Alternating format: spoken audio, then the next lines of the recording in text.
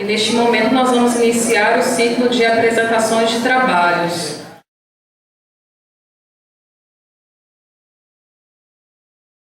Lá em Porto Velho, da Universidade Federal de Rondônia, sobre o que a gente vem fazendo, estudando nos lateritos, que é o alvo principal das nossas pesquisas lá no laboratório.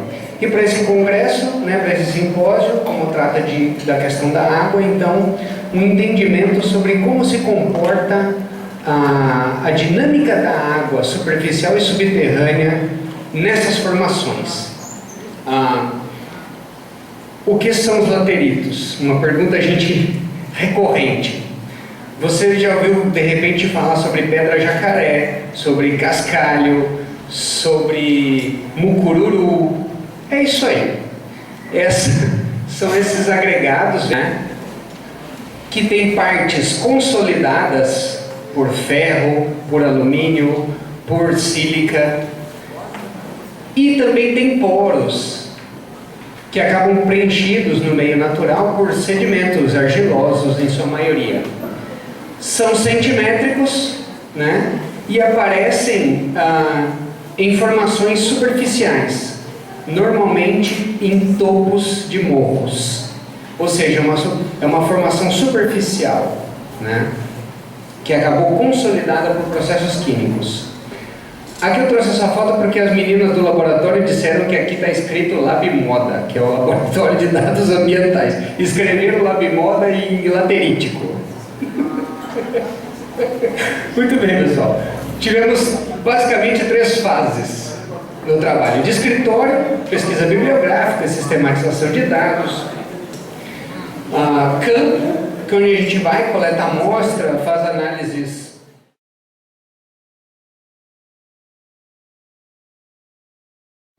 O município de Rolim de Moura, ele é cortado pela subbacia do Ranta Tirado, que drena aproximadamente 19,85% do município. Essa subbacia, ela também abrange os municípios de Castanheira, Rolim de Moura e Santa Luzia do Oeste. Este trabalho, ele teve como objetivo avaliar a qualidade da água, para contribuir para o planejamento, conservação e recuperação deste valioso recurso. Aqui, esse mapa aqui mostra a área, a parte cinza é a subbacia do rio Anta Tirada, ou seja, percebe-se que 90% do município localiza-se na subbacia. A metodologia do trabalho foi a seguinte: foram escolhidos 6 pontos de coleta de água para fazer análise ao decorrer do município. O primeiro ponto, ele é aquele ponto daquela ponte ali que tem meio que no começo da cidade. Os outros 4 pontos, eles estão distribuídos aleatoriamente na cidade, e o 6º ponto, ele fica na saída da cidade. A metodologia de coleta e análise dos parâmetros químicos e físicos, ele seguiu a APA 2012, e as análises foram realizadas no Laboratório de Água da Unip. Para determinar a presença de coliformes fecais e E. coli, utilizou o método Colitag, onde o reagente ele é adicionado a 100 ml da amostra de água, e após uma leve homogeneização, ele fica incubado por 24 horas em uma estufa a 35 graus.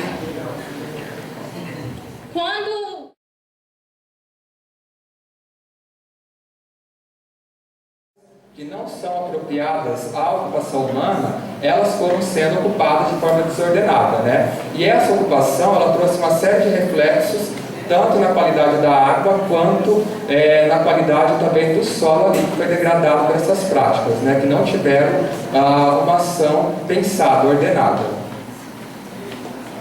Bem, um dos reflexos estão aqui denotados nessas figuras, Então nós temos o assoreamento das margens do rio. O que vem ser esse assoreamento? O material que é desprendido, o material sólido, Opa, só um segundo que eu estou me habituando aqui.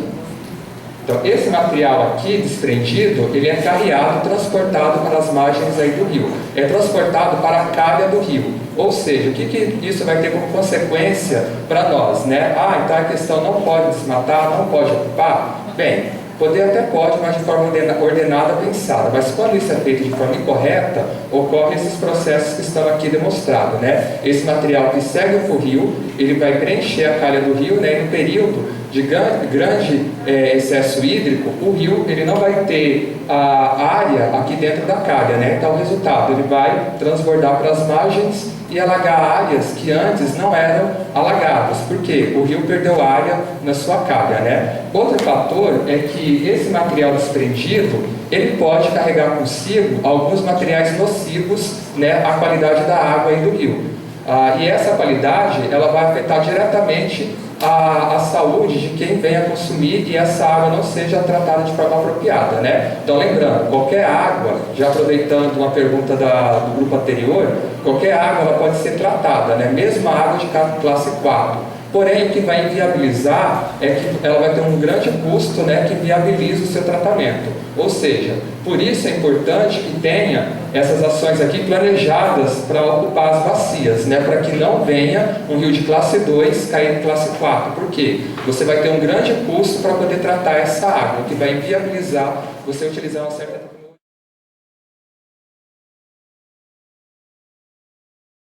Eu sou o Max, um dos autores do trabalho aqui, junto com o Paulo, que faz mestrado comigo em administração da Unir, junto com a Simone, também acadêmica da Universidade Federal de Rondônia. A temática foge um pouco dos trabalhos que foram apresentados, muito embora fala de políticas públicas dentro de cidades, né, que vem de encontro com o que foi falado aqui no primeiro trabalho. Aliás, no segundo trabalho a respeito da qualidade do rio Anta Tirada. A gente também tem trabalhos em Cacoal a respeito da qualidade do rio Pirarara, que é muito deficitário. Bom, na verdade, quando a gente vai falar sobre a temática, né, de cidades sustentáveis, a gente remete lá atrás a desenvolvimento sustentável, sustentabilidade, né, e já fazem cerca de 30 anos aí que a humanidade começou a pensar, né, sobre será que nós vamos sobreviver daqui 100, 200, 300 anos, né? Começamos a pensar na qualidade da água, na qualidade do ar, enfim. E aí surgiu em 87, né, um relatório de Brundtland, da Comissão Mundial do Meio Ambiente sobre Desenvolvimento Sustentável. Muito antes disso, ainda Carson, ela tinha feito um estudo, o livro que ela lançou em 1960, chamado Primavera Silenciosa. Ela fez uma ligação, foi a primeira pessoa que fez uma ligação entre sustentabilidade, entre a área ambiental e a área econômica, né? Quando começou-se a pensar a respeito de que a sustentabilidade ela também tinha ligação com a economia, ou seja, o crescimento econômico ela tinha que ser alinhado ao crescimento, à sustentabilidade ambiental. Aí surgiu essa dificuldade. De um lado, existe o problema de crescimento econômico e outro, problemas sociais acarretados por isso, despejo de esgoto em rios, despejo de dejetos, né, de indústrias em efluentes, enfim, existe toda uma problemática que é relatada a respeito do desenvolvimento econômico. E aí surgiu o objetivo da gente nesse trabalho, que era o quê? Verificar se aqui na micro-região de Cacoal, que engloba Rolim de Moura, Alta Floresta e 9 cidades que eu vou relatar aqui, existe preceitos de desenvolvimento sustentável nos planos diretores do município, ou seja, as políticas públicas desenvolvidas para as áreas urbanas dessas cidades, elas estão preocupadas com como está sendo tratado o ambiente, se o perfil, né, de distribuição da terra, de uso do solo está sendo correto. E aí, para isso, o trabalho apontou, né, aspectos da sustentabilidade.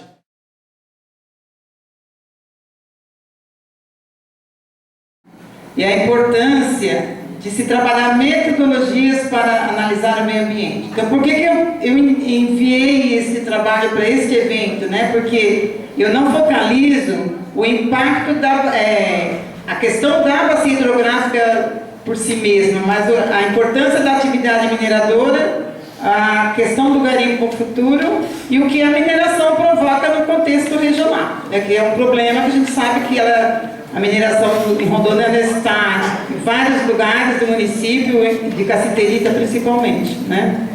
Bom, esse trabalho é uma prática pedagógica que, quando eu desenvolvi a disciplina EIA-RIMA, prática, PCA ou auditoria ambiental no curso de Geografia, a finalização da disciplina era uma prática de campo, né, para a gente, os alunos tentar praticar o olhar de observador, né, no caso. E esse aí, esse estudo do MEI foi feito em 2012. Essa região, pode ir, por favor. O futuro é um garimpo localizado no município de Ariquemes, mas no fundo de Alto Paraíso, no final da linha 75.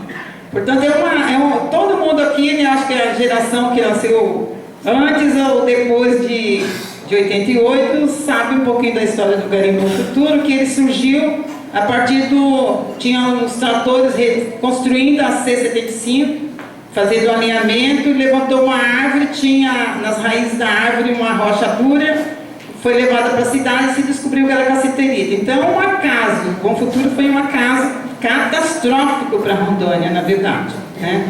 E a partir daí, foi em 88, final de 88, em um...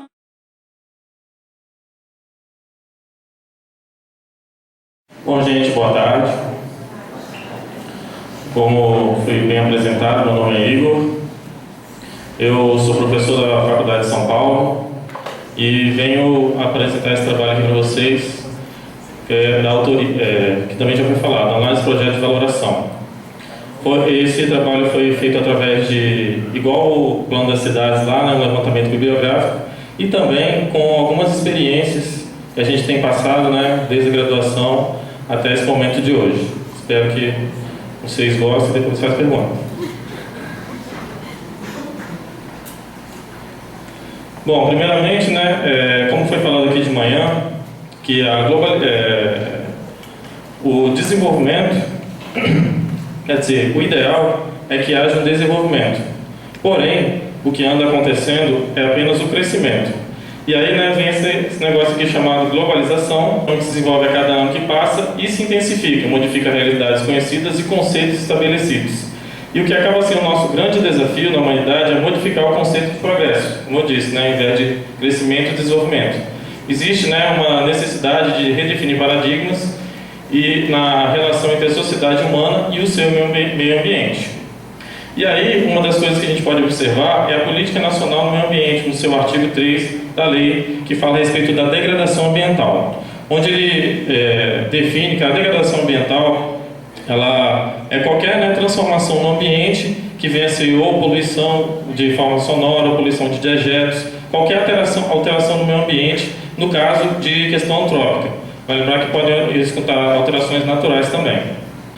Bom, e quando vem ocorrer essa alteração, pode ocorrer um problema igual que eu relatei aqui. Um caso de dano ambiental de natureza difusa, atingindo uma coletividade de pessoas, sendo de difícil constatação e avaliação.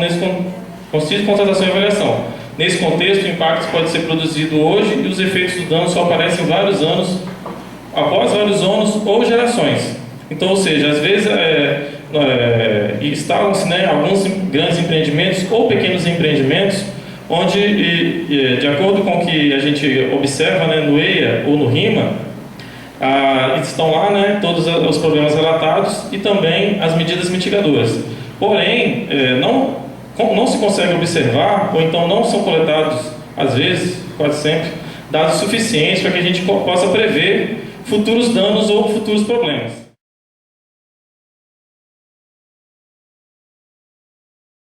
E o meu trabalho é o monitoramento e análise do uso e ocupação de área de preservação permanente, APP, em um trecho do Rio Machado, Cacoal, Rondônia. Sou graduanda em Engenharia Ambiental da Faculdades Integradas de Cacoal, Unesc. Bom, o intenso crescimento demográfico, né, industrial, sem o devido planejamento, ele tem ocasionado diversos impactos ambientais. Desde o início, né, desse simpósio, a gente tem ouvido isso, se discutido. O estado de Rondônia, né, ele foi ocupado, ele foi, né, feita essa ocupação sem esse devido planejamento, como o colega falou aqui anteriormente. E a gente observa diversos impactos ambientais. Essa imagem aqui, ela é a imagem de um rio ilustrativa, não é aqui de Rondônia, mas demonstra essa ocupação urbana às margens, né, do rio, as margens aí, no lugar onde teria que ter as APPs. Então a gente pode observar que esses impactos como assoreamento do rio, né, contaminação do sol, da água, do solo, enchentes, alagamentos e diversos outros impactos que gera, né, através dessa ocupação desordenada. Bom, a mata ciliar, ali também é a imagem ilustrativa, né, de um rio totalmente preservado, com a mata ciliar linda ali, né? Então são formações florestais, às margens do curso d'água. Principais benefícios da mata ciliar, né, ele impede o assoreamento do leito dos rios, serve como habitat, né, para fora, silvestre, fixam, né, as margens do rio através das raízes, elas fixam os barrancos, impedindo que venha se desmoronar. Automaticamente realiza esse controle de erosão, reduz também a possibilidade de contaminação dos sedimentos, adubos, né, fertilizantes. Ela tem, dentre outros benefícios, esses os principais. A legislação, né, conforme a lei...